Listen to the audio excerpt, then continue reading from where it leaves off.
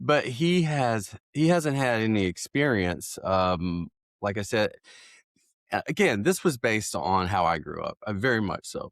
So, there was no talk of trans people. There were not even talk of gay people, and in my day, growing up back then, I didn't see little boys like myself who were attracted to other boys in books, on TV, in movies, anywhere.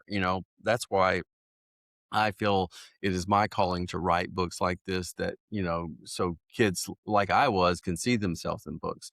But yeah, it's kind of his innocence that I really love, the main character's innocence about it all, because he can kind of tell there's something going on, but he doesn't worry about it too much. He's like, okay, well, she's a girl, and he just kind of takes things at face value because he doesn't have, like you said, all that junk that's been fed into him and lorded over him to make him feel certain way about trans people. He's never even heard that word. So he doesn't know how to feel about it. He doesn't know to feel negative or positive or anything. He just breaks it down to, she says she's a girl, so she's a girl. And I think that's kind of beautiful. And I think that's one thing when I talk to my friends, even my gay friends, and I'm a gay man, who even within the gay community, there is, there are some people who don't give a lot of grace to other members of their community.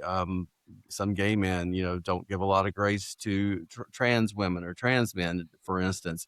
And when I'm talking to them and they have such a hard time trying to just wrap their head around it, to try to quote unquote understand it. And I get so frustrated because it's like, it doesn't matter if you understand, if that person says they're a woman, they're a woman. If they say they're a man, they're a man. If they say they're non-binary, they're non-binary. You just, what does it matter to you?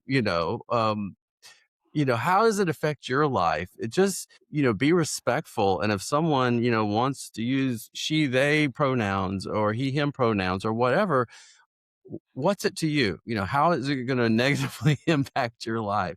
So I think it boils down to respect and getting back to a place of empathy and respect. And one of the ways I think kids can learn empathy is by reading stories about people who are not like them. So that's why I want to keep writing these books. And I hope, straight kids read my books because they can learn about kids that are different from them.